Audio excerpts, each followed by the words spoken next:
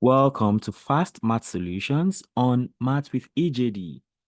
In this video, I'll quickly explain the proof of the derivative of exponential functions.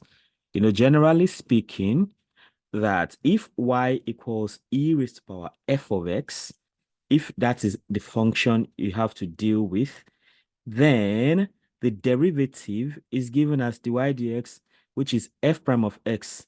That is the derivative of the f of x on top of e, right? Multiplied by the original expression, which is e raised to power f of x. So you see the derivative is simply the derivative of the function multiplied by the original expression you have. So we'll look at that proof in this video. So let's see what that looks like. It's a pretty simple one. Um, of course, the original function as we have it is y equals e raised to power f of x as given here. All right. So, and whenever you have power like this, you remember, okay, well, if you look at my series of videos where I talked about functions, right? I talked about inverses of functions, and the inverse of exponential function is logarithm.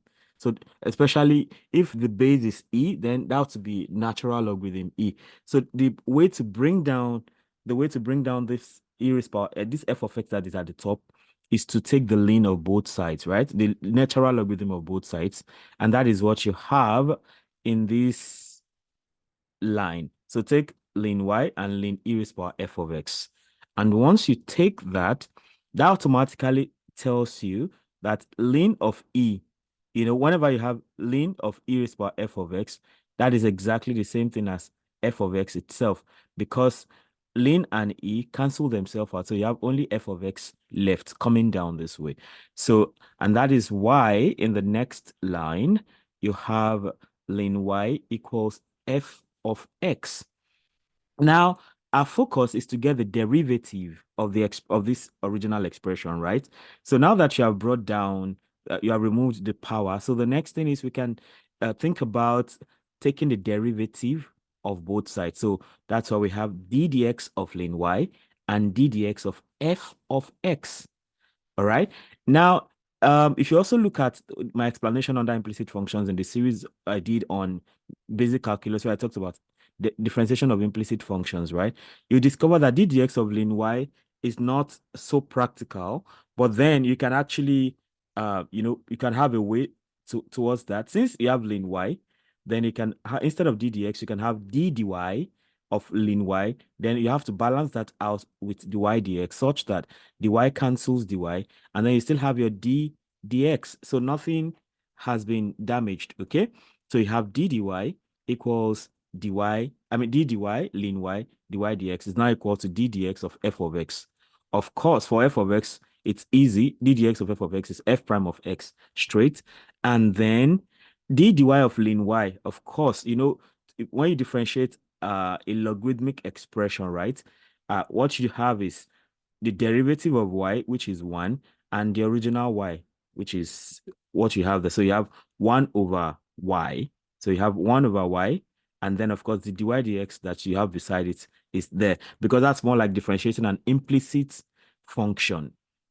Okay, so d dy ln y is 1 over y, and then you have dy dx, and then that is equal to f prime of x on the right-hand side. Okay, so our focus is to know what dy dx is, right? So since you are interested in dy dx, all right, so the next thing we have to do is multiply both sides by y. Multiply both sides by y. So y cancels y here. So you have only dy dx here. And then on the right-hand side, you have y f prime of x. Okay?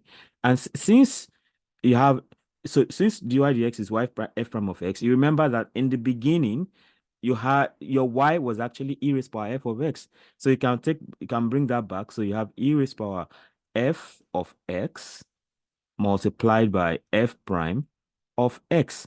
So which you rearrange to get this f prime of x e raised power f of x. And that's how you get the idea. That's how you get that whenever you have to differentiate an exponential function, uh, differentiate the power of the x of the differentiate f of x, right? And that gives you f prime of x, and multiply by the original thing, e raised to power f of x.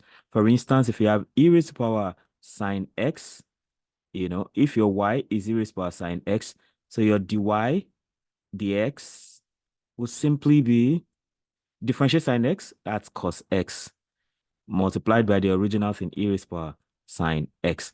So that's how that goes. Thanks for listening. If you have not subscribed, make sure you do that and hit the notification bell so you can get alerted whenever I release a new video. So don't forget, whenever you have to differentiate y equals e raised to power f of x, you have the answer, the result you get is f prime of x multiplied by e raised to power f of x. See you in the next video.